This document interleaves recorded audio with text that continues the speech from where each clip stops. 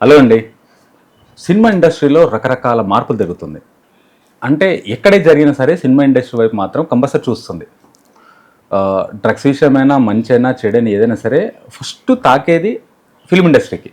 అయితే దీంట్లో ఇప్పుడు ఈ మధ్యలో రాజ్ తరుణ్, మాలవి మల్హోత్రా, లావణ్య, శేఖర్ భాష ఇంకా రకరకాల మనుషులు ఇంతయి గోరంతున్నదాన్ని గొడ్డల నుంచి చాపంతయి రకరకాలుగా విడిపోతుంది. ఇది ఎక్కడి వరకు వెళ్తుంది అనేది ఇప్పటివరకు అయితే మనకు తెలియదు. దీని గురించి మాట్లాడడానికి మన ముందు సీనియర్ ఆర్టిస్ట్ కరెక్టే కళ్యాణ్ గారు మనతో ఉన్నారు. అక్క నమస్తే. ఇప్పుడు నమస్తే అక్క. అయితే లావణ్య అండ్ రాజ్ తరుణ్ వీళ్ళిద్దరి మధ్యలో అసలు ఈ కేసు ఎక్కడ దాకా వెళ్తుంది, దీంట్లో కూడా ఆల్రెడీ మీరు కొద్దిగా ఇన్వాల్వ్ అయి ఉన్నారో, ఏం జరుగుతుంది అనేది మీకు మొత్తం తెలుసు. అసలు దీంట్లో తప్పు ఒప్పులు ఎవరి, అసలు ఎవరి సైడు న్యాయం ఉంది, ఎవరి సైడ్ అన్యాయం ఉంది? నేను బేసికల్గా స్త్రీ పక్షపాతిని. ఎక్కడైనా అమ్మాయికి కానీ అబ్బాయిలకి జరిగితే వెళ్ళరా అంటే అలా కూడా వెళుతుంటాం. కానీ అమ్మాయిలే సూపర్ నీట్ అండ్ క్లీన్ అని కూడా నేను చెప్పను. అమ్మాయిలు ఈ మధ్య చాలా వల్గర్గా తయారైపోయి, రాధికా సినిమా అది వచ్చింది చూసారా. సో ఏంటంటే అమ్మాయిలు చాలా వరకు వాళ్ళ అవసరాలకో, ఇంట్లో కొంచెం కష్టాలకో చాలామంది మారిపోతున్నారు. అన్ని రకాలుగా అబ్బాయిని ఇరికిస్తున్నారు, ఇబ్బందులకు గురి చేస్తున్నారు. అది మనం చూస్తున్నాం, పేపర్లో, టీవీలో అన్నిట్లో వస్తుంది. అలాంటి వాళ్ళకి ఎప్పుడు సపోర్ట్ చేయం. మంచి వాళ్ళకి ఎప్పుడైనా సపోర్ట్ వెళ్తాం.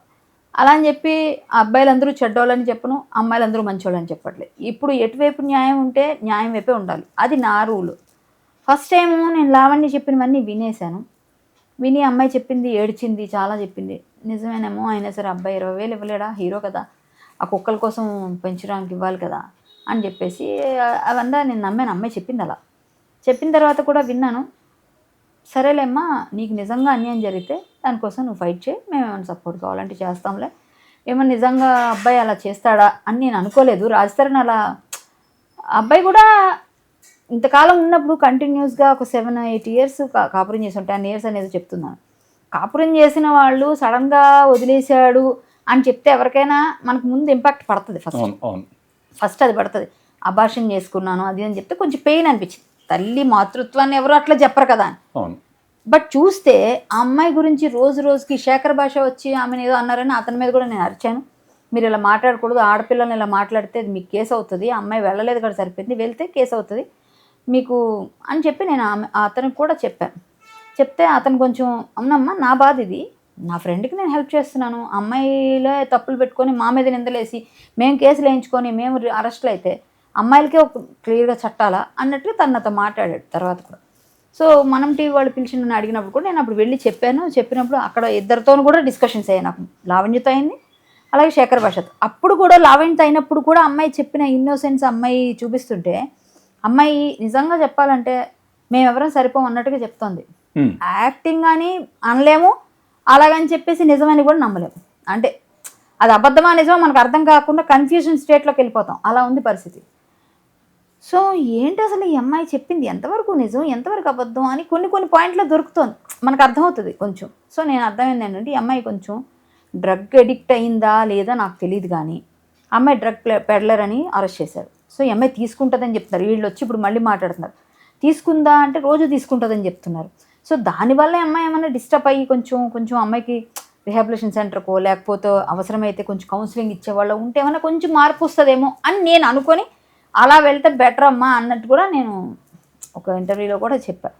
అంటే ఆ అమ్మాయి బాగుపడాలనే ఉద్దేశం ముఖ్యంగా. సో అమ్మాయి లైఫ్ పోయింది నాది అది ఇది అన్నది. ఒక అబ్బాయిని లవ్ చేసినప్పుడు ఆ అబ్బాయితో నువ్వు చచ్చిపోతావు, లేకపోతే అబ్బాయితో కూర్చుంటావు, అలాగే ఉంటావు ఎన్ని సంవత్సరాలు అయినా. ఇష్టం అంటే అదే, ప్రేమ అంటే అదే. 7-8 years వీడిని వదిలేసి బయటకు వచ్చిన తర్వాత రివెంజ్ తీర్చుకోవడానికి కావచ్చు, జనరల్గా జరిగే చెప్తున్నా, రివెంజ్ తీర్చుకోవడానికో లేకపోతే అబ్బాయి ఉడికిచ్చడానికో, నీ ఎదురుగా నీవు లేకపోతే నాకేంటి అనే తిరిగి అమ్మాయిని చూసాం, చేసుకుంటాం, మళ్ళీ పెళ్లి చేసుకున్నాం, లేకపోతే వీళ్ళతో ఉన్నాం, లివింగ్లో ఉన్నాం అని. ఆ అబ్బాయి ఉండగా మళ్ళీ అబ్బాయితో 2003లో ఎవరు 2000 ఎంతో ఏదో ఇయర్లో అబ్బాయి మీద మస్తాన్ సాయి అనే అతనితో నాకు ఇతను ఇట్లా చేశాడని చెప్పి ఒక ఎఫ్ఐఆర్ అయింది. ఆ ఎఫ్ఐఆర్ పోలీసులు అంత పిచ్చోడు కాదు కదా, పోలీసులు అట్లా ఎలా పెడతారు ఉత్తిన ఎఫ్ఐఆర్ అనేది ఫస్ట్ ఇన్ఫర్మేషన్ అసలు లేకుండా ఎట్లా చేస్తారు ఎఫ్ఐఆర్? ఈ అమ్మాయి ఇచ్చిందే కదా చేస్తారు. నా ప్రమేయం లేదంటే అంత ఇన్ఫ్లుయెన్స్ చేసిన ఎఫ్ఐఆర్ అయిపోద్ది. ఎఫ్ఐఆర్ అయిన తర్వాత ఇన్వెస్టిగేషన్, ఛార్జ్ షీట్ ఇవన్నీ ఉంటాయి కదా. ఇవన్నీ కూడా అయినప్పుడైనా తెలుస్తుంది కదా ఒకవేళ తప్పు చేస్తే పోలీసులు ఉద్యోగాలు పోతాయి, ఉద్యోగాలు రిస్క్ చేయరు కదా నీ కోసం ఇంకొకరి కోసం. సో ఎఫ్ఐఆర్లో ఈ అబ్బాయి గురించి నన్ను అలాగా ఇలాగాని అబ్బాయితో రిలేషన్ ఉన్నానని చెప్పేసి ఇప్పుడు వచ్చిన ఆడియో కాల్స్ అన్నీ వింటే కూడా మనకు కన్ఫర్మేషన్ వస్తుంది సగం. మరి ఈ అబ్బాయి ఎలా నీకు లవర్ అయ్యాడు, ఈ అబ్బాయితో నువ్వు ఎలా హస్బెండ్ అంటావు? ఏదో ఒకటి తీసుకో స్టాండ్, ఇదో అదో ఏదో ఒకటి తీసుకో. నువ్వు అబ్బాయిని వదిలేశాను ఆల్రెడీ కొన్ని రోజులు, అబ్బాయి 17 నుంచి ఏమంటున్నాడు, ఓకే మొన్నటి దాకా కూడా కలిసి ఉన్నాడు, ఎందుకంటే ఏమో బెదిరించిందని చెప్తున్నాడు ఆ అబ్బాయి. ఏమని నన్ను బెదిరించి ఉంచింది, నేను బయటికి వెళ్తే నా పరువు పోద్ది, నా సెలబ్రిటీ స్టేటస్ పోద్ది కాబట్టి నేను అలా కూర్చున్నాను, రెండు ఇలా పెట్టుకొని తల నోటికి అడ్డం పెట్టుకొని చెయ్యి నేను బయటికి నోరు ఎక్కడ ఇప్పితే ఏమవుతుందని భయపడ్డాను, నా పరువు తీసుకోవడం ఇష్టం లేక. ఆ అమ్మాయి కింద నేను పైన ఉంటే, అమ్మాయి పైన ఉంటే నేను కింద ఉన్నాను, అమ్మాయితో నాకు ఏ రిలేషన్ లేదు నేను చెప్తున్నాడు. ఈ అమ్మాయి కూడా అలాగే ఉన్న ఆడియో కాల్స్ మ్యాచ్ అవుతున్నాయి, ఈ విషయంలో మ్యాచ్ అవుతున్నాయి. ఈ అబ్బాయితో ఉన్నట్టుగా అమ్మాయి ఏవో చూపిస్తుంది. ఇప్పుడు మొన్నటి దాకా వాళ్ళ అమ్మ నాన్న కూడా కలిసి ఉన్నాయి, మేబీ ఇలాగే బెదిరించిందేమో వాళ్ళు ఉన్నారేమో. ఆ అబ్బాయి చెప్పిన వెర్షన్ అది, ఈ అమ్మాయి వెర్షన్ కాదు అంటుంది. సరే ఎక్కడ తేలుతుంది అంటే ఇన్వెస్టిగేషన్ మొదలు పెట్టినాక మొత్తం వస్తుంది, ఎక్కడో దగ్గర పాయింట్ దొరుకుతుంది కదా. ఏ దొంగ అయినా సరే ఎక్కడో దగ్గర వదులుతాడు, చిన్నదన్న క్లూ వదులుతాడు, ఆ క్లూ దొరికే వరకు వెయిట్ చేయాలంతే. సో ఎవరు దొంగ అన్న తెలియడానికి ఇది ట్విస్ట్ల మీద ట్విస్ట్లు వెళ్తున్నాయి. మధ్యలో ఎవరెవరు వచ్చి జాయిన్ అవుతున్నారు, మధ్యలో ఎవరెవరు వచ్చి ఏదో మాట్లాడుతున్నారు. సోషల్ యాక్టివిస్టులు మాలాంటి వాళ్ళు ఎవరైనా ఏదైనా అడిగితే సరే అని మనం సపోర్ట్ చేద్దామంటే ఇటు చేస్తే ఇటు కరెక్ట్ అనిపిస్తుంది, ఒక నిమిషం ఇటు కాదు అటుగా అనిపిస్తుంది. ఏం అర్థం కాక స్తబ్దంగా అలా ఉండిపోతే మళ్ళీ ఇంకో పాయింట్తో ఇంకొకరు వచ్చేస్తున్నారు. అంటే ఎంతమంది బాధితులు ఉన్నారో నాకు తెలియట్లేదు. కానీ ఇప్పుడు మొన్న ప్రీతి అన్న అమ్మాయి వచ్చి మాట్లాడింది. ఆ అమ్మాయి చెప్పడం వెర్షన్ ఏంటి, ఈ అమ్మాయి నోట్లో వేసి ఈ అమ్మాయికి తోడు కావాలి కాబట్టి, ఎప్పుడూ ఒక చెలికత్తి పక్కన ఉండాలి కాబట్టి, నాకు సపోర్ట్ ఒకరు కావాలి, నేను పాడైపోయినా సరే నా పక్కన ఇంకొకరు ఉంటే వాళ్ళు కూడా నాకు సపోర్ట్ ఉంటే ఇద్దరం కలిసి ఎంజాయ్ చేస్తాం అన్న ఫీల్లో అమ్మాయి నన్ను అలవాటు చేసింది. ఏదో నోట్తో పెట్టింది, నాకు షాక్ అయిపోయాను, అవన్నీ నేను తీసుకోగానే అట్లా ఫ్రీజ్ అయిపోయాను. సో ఇవన్నీ అమ్మాయి చెప్పిన వెర్షన్. ఈ అమ్మాయి అలవాటు చేసింది, అమ్మాయి ఇష్టం వెళ్ళింది, అలవాటు అయింది మనకు అనవసరం, మనం తెలియదు, మనం చూడలేదు. వాళ్ళు చెప్పింది, ఇద్దరు చెప్పింది వినడమే. ఈ అమ్మాయి చెప్పింది అమ్మాయి మనం చూడలేం, మనం వెళ్ళలేదు, ఆ టైంలో మనం లేము అక్కడ. సో ఈ అమ్మాయి చెప్పింది వింటున్నాం, అమ్మాయి చెప్పింది వింటున్నాం. ఏది ఏమైనా లావణ్య ఈ కొంచెం అరుపులు, అమ్మాయి తొందరపాటుతనం, అమ్మాయి చేసే పనులు, ఎవరికైనా సరే ఈ అమ్మాయి యారగెంట్, ఈ అమ్మాయి ఓ పేషెన్స్ లేదు కాబట్టి నిజంగా రాజస్థాన్ బలైపోయాడు అని అనిపిస్తుంది. లావణ్య విషయంలో పక్కాగా ఆ అబ్బాయి బలైపోయాడు, రాజస్థాన్ బలి చేసేసింది అని బయట మీరు ఎవరిని అడగండి, చిన్న పిల్లల్ని అడిగినా కూడా చెప్పేస్తున్నాడు. ఇప్పుడు అదే వస్తుంది, ఈ అమ్మాయి చేతిలో రాజస్థాన్ బలి, పక్కా బలి. ఇప్పుడు మస్తాన్ సాయి అనేవాడు కూడా బలే, ఇంకా చాలా మంది ఉన్నారు బలి అయిపోయిన వాళ్ళు అని ఉన్నారు. ఇంకా కొన్ని ఇన్ఫర్మేషన్స్ ఒకటి వస్తుంది. పెద్ద పేరున్న వ్యక్తి కూతురుకు కూడా ఏదో వచ్చినవి చాలా ఉన్నాయి ఇన్ఫర్మేషన్స్ వినిపిస్తున్నాయి. ఇలాగే ఏదో అయింది, సంథింగ్ బెదిరింపులు ఉంటాయి కదా, ఏవో ఉన్నాయి. అవతల వాళ్ళు కూడా ఆ పిల్లని వేరే దేశం దాటించి పంపించుకొని చదివించుకుంటున్నారట. ఈ అమ్మాయి బాధితులు వాళ్ళు కూడా ఉన్నారు. పెద్ద పేరున్న వ్యక్తి అంటే ఒక పొలిటీషియన్, ఎమ్మెల్యే కూతురు అని చెప్పేసి అంటున్నారు, మనకు తెలియదు. ఎవరైనా కానివ్వండి, ఆడపిల్లల పేర్లు మనకు అవసరం లేదు, అతను ఎవరో కూడా మనకు అవసరం, బయట మనం విన్నదే ఇదంతా. సో ఇలాంటి వాళ్ళని కూడా నువ్వు బెదిరించగలిగింది అంటే మామూలు మైండ్ కాదు ఇది. క్రూయల్ మైండ్ అనాలా, క్రిమినల్ మైండ్ అనాలా, ఇంకోటి అనాలి మనకు తెలియదు. మనం ఏ విధంగా డిస్క్రిప్ట్ చేయలేకపోతున్నాం అది. సో ఈ అమ్మాయి ఇలా చేసింది అంటే ఇవన్నీ నిజంగా నిరూపణ అయితే. ఇంకొక పెద్ద విషయం ఏంటంటే, ఒకవేళ ఈ అమ్మాయి చేసిందే చేయలేదు, ఇప్పుడు నో టు డ్రగ్స్ అని మొత్తం రేవంత్ రెడ్డి చాలా సీరియస్గా ఉన్నారు. ఇండస్ట్రీ అందరం కూడా ఫైట్ చేస్తున్నాం, ప్రతి ఒక్కరు దానికి ఎగనెస్ట్. ఈ అమ్మాయి ఇన్నిసార్లు డ్రగ్స్ తీసుకుంటాను నేను చెప్తుంటే ఎందుకు చర్య తీసుకోవట్లేదు అసలు? ఫస్ట్ ఆఫ్ ఆల్ అసలు ఇన్నిసార్లు మాట్లాడుతుంటే చర్యలు ఎందుకు తీసుకోవట్లేదు మనం? అంతే కదా. ఫస్ట్ డ్రగ్ అనేదాన్ని మాట్లాడితేనే అమ్మో అని దూరం వెళ్తారు కదా జనరల్గా. అవును నేను వాళ్ళ కోసం చేసా, ఇవన్నీ తప్పు కాదా? పబ్లిక్ న్యూసెన్స్ కాదా? ఇప్పుడు వింటున్న పిల్లల పరిస్థితి ఏంటి? అసలు ఆ డ్రగ్ ఏంటి అని ఆలోచన వచ్చే ఎంతమంది పిల్లలకి వస్తుంది? విన్న పిల్లలకి ఎంతమంది ఈ డ్రగ్ ఏంటో, ఇదేంటో, మత్తు ఏంటో అని చెప్పి వాళ్ళకి ఆలోచన వచ్చి, కర్మండి ఇలాంటివి వస్తాయి, ఎక్కడో విన్నవే ఎక్కుతాయి, ఎక్కిన తర్వాత ఎక్కడో కనిపించగానే అది స్టార్ట్ చేస్తారు. ఎంతమంది పిల్లల తల్లిదండ్రులు ఎంతమంది బాధపడతారు? అంటే ఇవన్నీ కూడా పబ్లిక్ న్యూసెన్సే కదా. ఇది మనం ఎంతవరకు చేయాలి అంతవరకు చేయాలి. ఇంకా ఎక్స్టెండ్ చేస్తూ మనం లాగుతూ పోతూ ఉంటే ఇంకొక 4 బాధితులు వస్తారు, ఇంకో 4 బాధితులు వస్తారు. రానివ్వండి, బాధితులు ఎంతమంది వచ్చినా పర్లేదు. ఇంతమందిని బలి చేస్తుందా అనే ఆలోచన ఆ కోణంలో నిజంగా ఈ అమ్మాయి చేస్తుంటే అమ్మాయిని ఎందుకు అరెస్ట్ చేయరు? తర్వాత ఈ కేసు చూసుకోండి, అమ్మాయి వాళ్ళు ఇంతమంది బాధపడి ఉంటే ఇంతమంది ఇదే ఉంటే ఆడపిల్ల అయినా సరే అరెస్ట్ చేయాలండి, మగాడైనా అరెస్ట్ చేయాలండి. ఎవరైతే ఆడపిల్ల అయితే ఒక న్యాయం, మగాడికి ఒక రూలా? ఆడపిల్ల పొడి చేస్తే అమ్మాయిని అరెస్ట్ చేయరా? అంతే కదా. ఆడపిల్ల మర్డర్ చేస్తే చేయరా? ఆడపిల్ల డ్రగ్స్లో కొంతమంది బాధితులు అని చెప్పి మేము వస్తున్నాం బయటకంటే నిరూపణ చేయండి. ఒకవేళ వాళ్ళ దగ్గర నుంచి తీసుకోండి. నిజంగా అవన్నీ వాళ్ళు చెప్పిన నిజాలు ఉన్నాయంటే ఆ ప్రీతి లాంటి వ్యక్తులకి నేను నిజంగా ప్రీతి అమ్మాయికురాలా, అమ్మాయి కూడా ఇందులో విక్టిమా, నిజంగా బాధితురాలా, లేకపోతే బాధించబడిందా, బాధితురాలుగా ఈ అమ్మాయి చూపించుకుంటుందో తెలీదు. ఒకవేళ ఆ అమ్మాయి మాట్లాడిన దానిలో నిజాయితీ అనిపిస్తుంది కొంచెం. మమ్మల్ని ఇట్లా తీసుకెళ్ళింది, మా ఇంటికి వచ్చిన వాళ్ళందరినీ పెట్టేస్తుంది. బయటికి వెళ్తానంటే ఫోన్ చేసి వాళ్ళ మదర్ ఏమో మాకు అది చేస్తారు, వచ్చేమ్మా అని చెప్పేసి క్యాబ్ బుక్ చేస్తుంది అని చెప్తున్నారు. సో ఏది నిజమో తెలియాలంటే ఇన్వెస్టిగేషన్ స్టార్ట్ చేయండి, అరెస్ట్ దెమ్, అంతే. అరెస్ట్ చేసి ఫస్ట్. కానీ ఈ ప్రీతి అనే అమ్మాయి ఒకతే కాకుండా ఇంకా చాలా మంది ఈమె బాధితులు ఉన్నారు అని చెప్పేసి ఈ అమ్మాయికి సపోర్ట్ నిజంగా చెప్తున్నానంటే, నిజంగా బాధితులు ఉంటే డ్రగ్స్ కోసం ఎవరినెవరు ఫోర్స్ చేయకూడదు, డ్రగ్స్ ఎవరికి ఎవరు ఇవ్వకూడదు, ఎవరు అలవాటు చేయకూడదు. దానికోసం ఎంతవరకైనా ఫైట్ వెళ్ళాలి. తాగుతున్నారా, ఇవన్నీ అలవాట్లు అయ్యాయా, అవి ఇవన్నీ వేరండి. తాగడం సరదాగా సోషల్ డ్రింకింగ్ చేసేవాళ్ళు చాలామంది ఉంటారు. అంటే మాకు అలవాట్లు ఎవరికి లేవంటే దాని గురించి తెలియదు మనకి. కానీ ఈ డ్రగ్ అనేది చాలా చాలా నరాల బలహీనత వస్తుంది. డాక్టర్స్ చెప్పేది విన్నాం, చూసాము. మైండ్ మొత్తం పాడైపోద్ది అంట, అసలు కండిషనే ఉండదంట వాళ్ళకి ఎప్పుడు ఎలా ఉంటారో తెలియని పరిస్థితి. నేను చాలామంది కొంతమంది గురించి విన్నాను.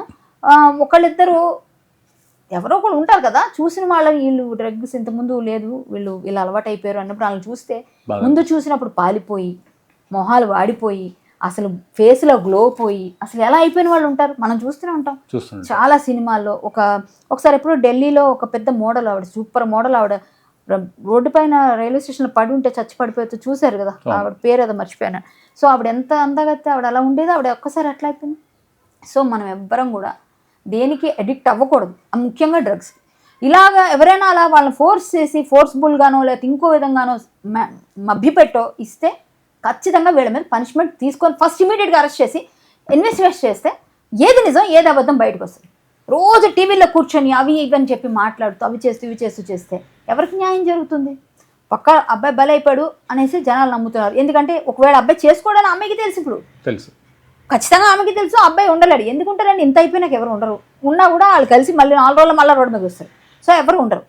ఆ అమ్మాయికి తెలుసు ఇంత ఇది చేసినాక నేను ఎందుకు వదులుతాను, అబ్బాయి పంతం వస్తుంది. సో ఆ అబ్బాయి తోడుగా ఇప్పుడు ఇంతమంది బయటకు వస్తున్నారు. శేఖర్ భాష అన్నిటికన్నా ఘోరమైన విషయం ఏంటంటే శేఖర్ భాషను కొట్టడం.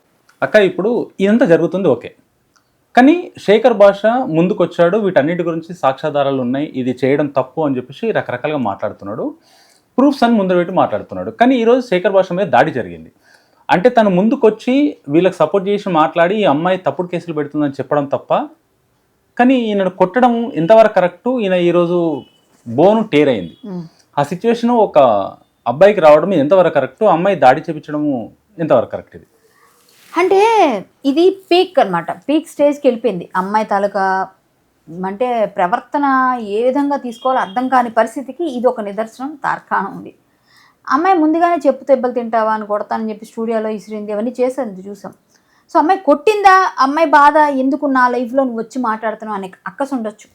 బట్ ఉన్నా కానీ అమ్మాయి డైరెక్ట్గా వెళ్ళి కొట్టి ఆ తలుపులు కొట్టి స్టూడియో దగ్గరికి వెళ్తే బయటికి వెళ్తే కొట్టడానికి రెడీగా నలుగురిని తెచ్చుకొని కొట్టడం అన్నది అది చాలా, అసలు దీనికి కూడా అసలు మన చర్యలు లేవు. జనరల్గా ఒక మనిషి హ్యూమన్ బీయింగ్, సరే వాళ్ళకి ఏదైనా జరుగుతుండొచ్చు, నువ్వు కొట్టే హక్కు లేదు. నన్ను కూడా ఇదే మాట అన్నారు, నువ్వు కొట్టే హక్కు లేదు నీకు, నువ్వు వెళ్ళి కేసు పెట్టుకో అని చెప్పారు నాకు. నిజమే, కేసు పెట్టుకుంటాం. అవతల వాళ్ళు తప్పుగా మాట్లాడారు కాబట్టి కానీ ఇది మనకి ప్రజలందరికీ తెలిసింది. నాది వేరే సిచ్యువేషన్లో వచ్చింది, అయినా మోరల్ పోలీసింగ్ ఒక అమ్మాయి కోసం నేను వెళ్ళాల్సి వచ్చింది, ఒక మంచి కాజ్ కోసం వెళ్ళాం.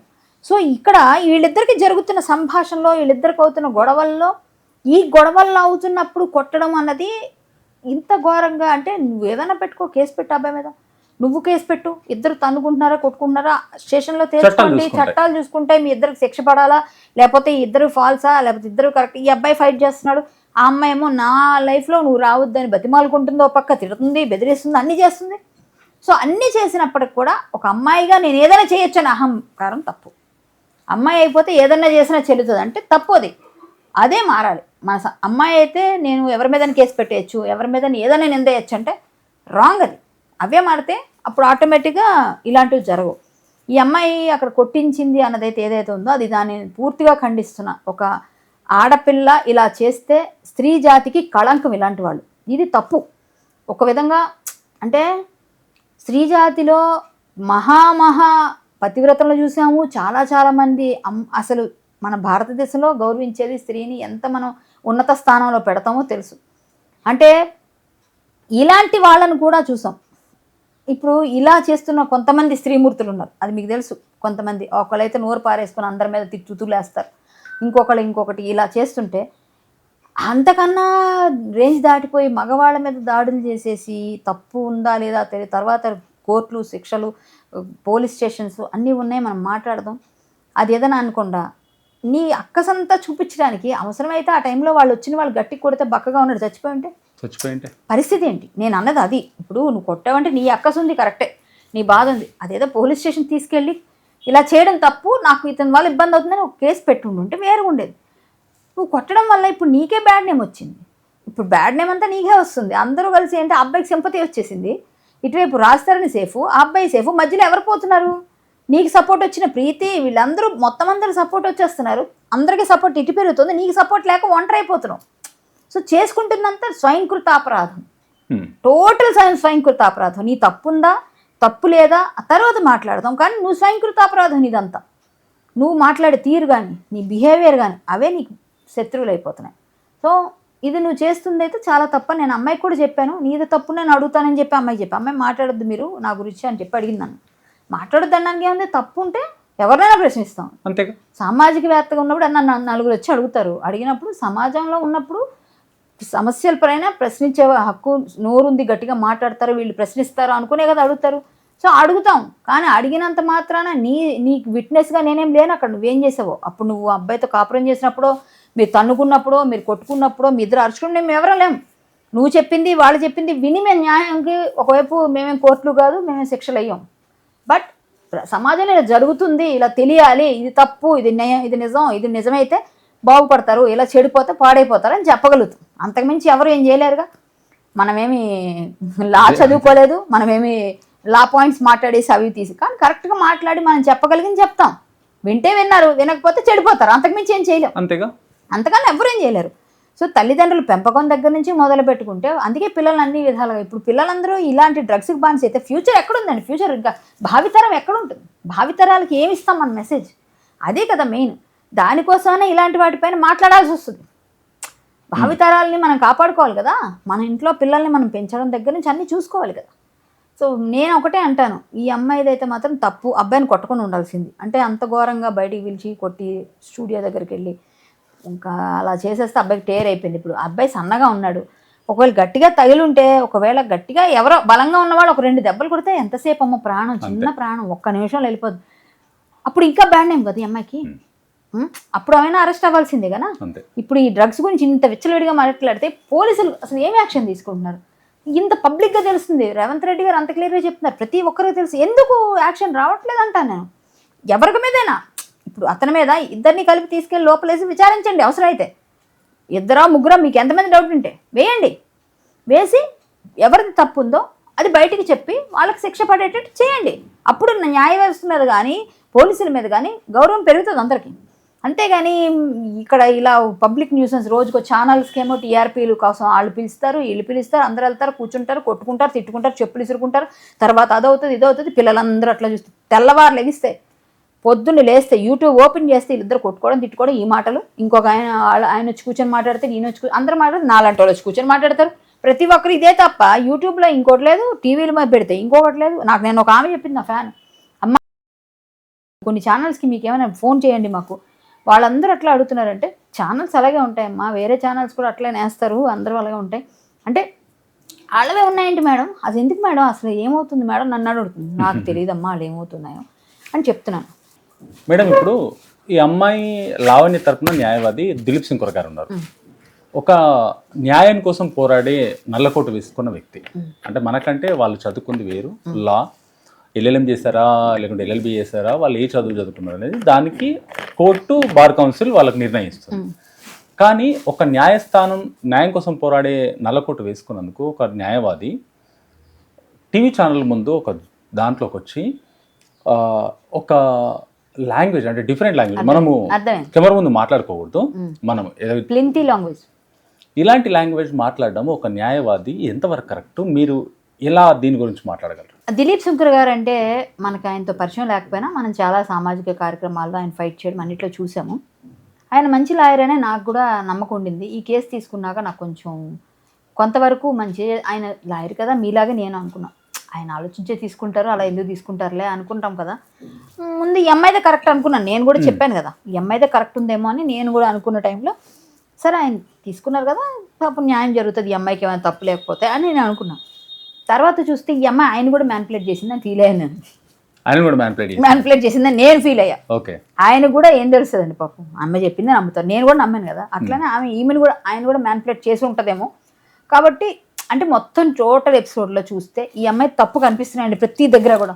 ఈ అమ్మాయి ఎంత ఫైట్ చేసినా ఎంత చేసినా ఎక్కడో దగ్గర ఈ అమ్మాయి అన్నీ బయటకు ఒక్కొక్కటి లాగుతుంటే తీగలాగితే డొంక కదులుతుంది.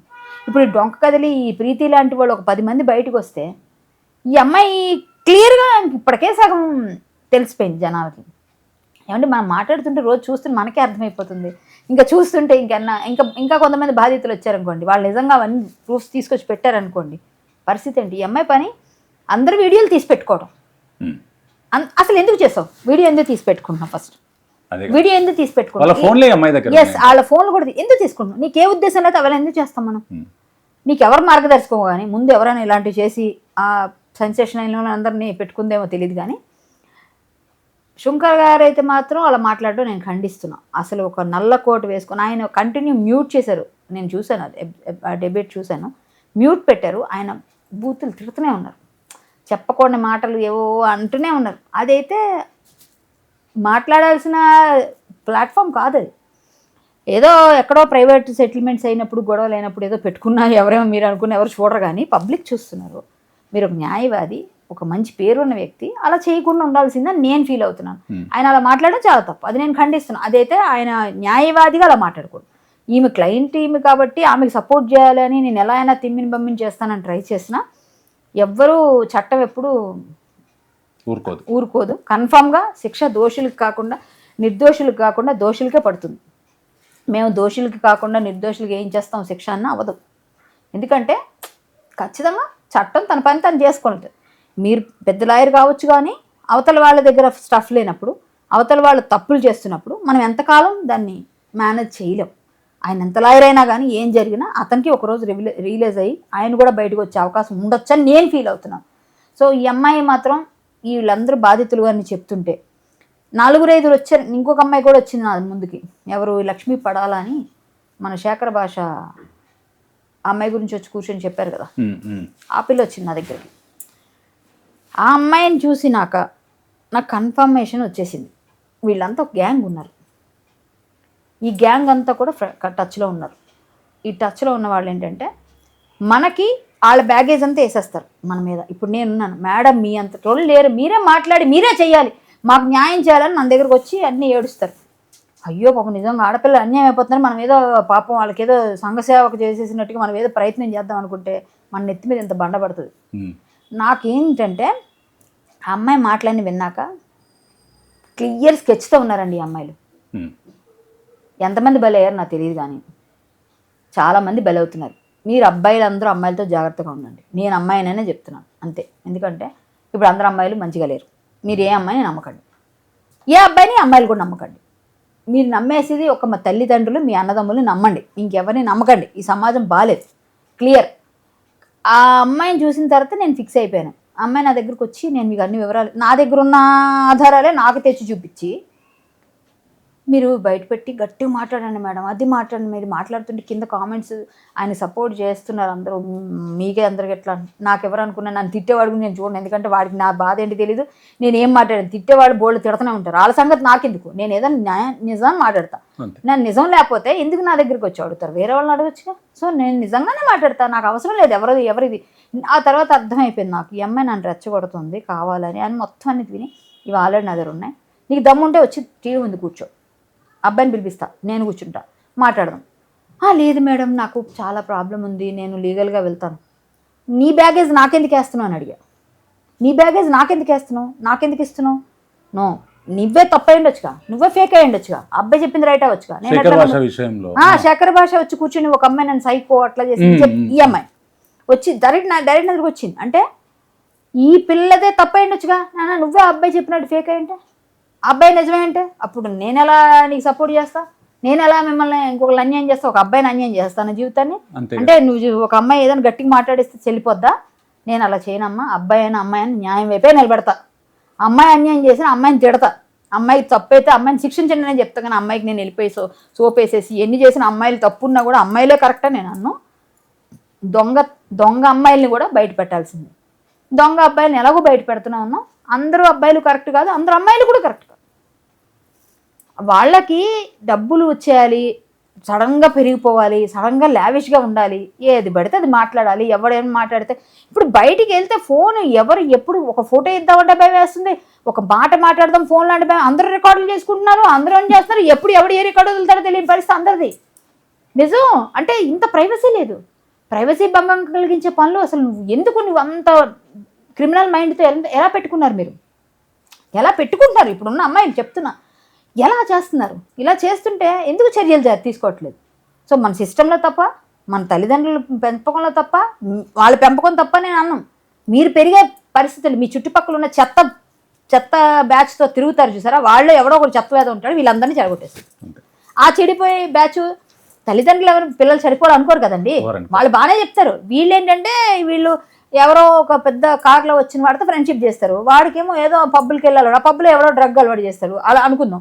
అక్కడ అలవాటు చేసి ఇడితే డబ్బు ఉండదు, తల్లిదండ్రులకు హింసించినా డబ్బు పట్టుకెళ్ళిపోయి అక్కడ ఫ్రెండ్షిప్స్ అమ్మాయిలకి అయితే అలా లేవనుకో ఎవరితో ఫ్రెండ్షిప్ చేస్తారు. అలా అలా అలవాటు అయిపోయాయి కదా, ఇవన్నీ అవుతున్నాయి. చూస్తున్నాం మన సినిమాల్లో, ఎన్ని చూడలేదు, ఎన్ని స్టోరీలు చూడలేదు. ఇంకా బుద్ధి రాకపోతే ఏం చేస్తామండి? ఇలాంటి అమ్మాయిల్ని మాత్రం క్షమించకూడదు. నా ఫైనల్ స్టేట్మెంట్ అయితే నేను చెప్పేది ఒకటే, అమ్మాయి అయినా అబ్బాయి అయినా ఇలాంటి తప్పులు చేస్తే క్షమించొద్దు. ఫస్ట్ ప్రీతి లాంటి వాళ్ళకి సపోర్ట్ చేయాలి. సపోర్ట్ చేస్తే ఇంకొంతమంది విక్టిమ్స్ బయటకు వస్తే, ఇంకా ఎవరు ఈ డ్రగ్ మాఫియా ఎక్కడ స్టార్ట్ అయింది, ఈ అమ్మాయికి ఎలా వస్తున్నాయి, ఎక్కడి నుంచి ఇచ్చింది, ఈ నిజంగా ఈ అమ్మాయి ఇచ్చి ఉంటే ఎక్కడి నుంచి ఇస్తుంది, ఎక్కడి నుంచి వస్తుంది, ఎక్కడి నుంచి కొనుగోలు చేస్తే అన్నీ వస్తాయిగా. డ్రగ్ ఒక తీగలాగితే మొత్తం డొంక కదులుతుంది కదా, అవును, ఒక ఆధారాలు దొరుకుతాయి కదా పోలీసులకు కానీ ఎవరికైనా. నేను ఆ విధంగా కూడా ఆలోచించి ఈ న్యూసెన్స్ని తగ్గించి ఫస్ట్ ముందు, ఆ తర్వాత వాళ్ళిద్దరు వైఫ్ అండ్ హస్బెండా, వాళ్ళిద్దరు డైవర్స్ తీసుకున్నారా, పెళ్లి చేసుకున్నారా, ఏం జరిగిందో మీరు తర్వాత ఇన్వెస్టిగేషన్ చేయండి. ఫస్ట్ ఈ డ్రగ్ విషయం చేయండి. సమాజం పాడైతుంది, సమాజాన్ని హార్మ్ఫుల్ అయింది, ఇది ముందు చేయండి. వాళ్ళిద్దరిని కూర్చోబెట్టి డిబేట్లు చేయడం కాదు, ఫస్ట్ పోలీసుల దగ్గరికి వెళ్ళి పోలీసులు ఫస్ట్ ఇది చూడండి. ఇది నేను అనుకోవడం. అది మీరందరూ కొంచెం జాగ్రత్తగా ఉండండి. డ్రగ్స్ అనేవి చాలా డేంజర్. డ్రగ్కి ఎవ్వరూ అడిక్ట్ అవ్వకూడదు, ఏ పిల్లలు కూడా పాడైపోకూడదని కోరుకుంటా. ఎవరైనా సరే బాగుండాలి. భారతదేశం అంటే చాలా గౌరవం ఉన్న దేశం. ఇక్కడ ఇలాంటివన్నీ జరిగి ప్రతి రాష్ట్రంలో ప్రతి దగ్గర ఇట్లా అల్లకల్లోలాలు జరిగితే ఇప్పుడే చూసారా, ఎక్కడెక్కడో ఏదో అయ్యి ప్రకృతి కూడా విలయతాండవం చేస్తుంది. మనం ఏం చేయగలం? అక్కడ ఉన్న దరిద్రాలన్నీ ప్రకృతికి నచ్చక జరిగాయి. చెప్తున్నా, కేరళలో ఎస్, వాయనాడులో ఏం జరిగింది, అక్కడ మతం పేరుతో కొంత చెయ్యాలి, ఏదన్నా విధ్వంసాలు లేకపోతే కల్లోలాలు, ఇక్కడ మేము ఇది నమ్మం, అది నమ్మం, ఇది చేయం, అది చేయం, అది ఇది అలా అని చెప్పి మాట్లాడిన వాళ్ళందరూ ఇప్పుడు అక్కడ కనిపించకుండా మట్టిలో వెళ్ళిపోయారు. చెప్తున్నా, అంటే మనం బాధపడాలి. ఎవరికైనా ప్రాణం పోయినా బాధపడాలి, మనం బాధపడాలి. ఎందుకంటే అలాంటి విలయ తాండవాలు జరగకూడదు. కానీ ఇలాంటి అల్లకల్లోలం జరిగిన అంటే అంత ప్రకృతి కూడా స్పందించేసింది. ఒక ఎలిఫెంట్కి పైనాపిల్లో పెట్టి బాంబు పెట్టారు, ప్రెగ్నెంట్ ఎలిఫెంట్కి. ఇప్పుడు ఏమైంది అక్కడ? ఒక ఎలిఫెంట్కి లోపల పైనాపిల్ బాంబు పెడితే పేలిపోయింది లోపల ప్రెగ్నెంట్ ఏనుగు. మరి అలాంటి రాష్ట్రంలో ఇలా విలయతాండం జరిగితే బాధ అనిపించినా మనకు బాధ అనిపించినా ఇలాంటివి మీరు చేశారు కాబట్టి అనిపిస్తున్నారా అని అనిపిస్తుందిగా. సో దానికైతే నేను చనిపోయిన వాళ్ళు అందులో మంచి వాళ్ళు కూడా ఉంటారు, వాళ్ళు ఆత్మకు శాంతి చేకూరాలి. కానీ కొంచెం ఇలా ప్రకృతి స్పందించేస్తుంది. వీళ్ళ విషయంలో ఎప్పుడు ఎండకాడు పడుతుందో తెలియదు, కానీ నాకైతే ఏం అర్థం కావట్లేదు. ఆ పిల్లకి న్యాయం జరుగుతుందో ఈ అబ్బాయికి న్యాయం జరుగుతుందో, కానీ టీవీల ముందు ఉండి అందరికి రక్తాలు వస్తున్నాయి చెవుల్లోంచి. ఇదైతే నిజం. ఒకళ్ళు తిడతారు, ఒకళ్ళు మాట్లాడతారు అందరూ. ఇది మాత్రం ఎప్పుడు అవుతుందో అప్పటి వరకు ఈ శుభం కాడు పడదు. ఇదైతే మేము కూడా అడుగుతుంటే చెప్పలేక ఇంకా లాస్ట్కి ఇంకా మీరు అన్నిసార్లు అడిగారని చెప్పేసి చెప్తున్నా, కానీ నాకు కూడా అసలు ఇంట్రెస్ట్ లేదు చెప్పడానికి, మాట్లాడడానికి ఈ విషయం పైన. చాలా థ్యాంక్స్ అక్క, మీరు ఎంత క్లియర్గా మీరు ఒక క్లియర్ పిక్చర్ జనాలకు ఇచ్చినందుకు. థ్యాంక్ యూ అమ్మా.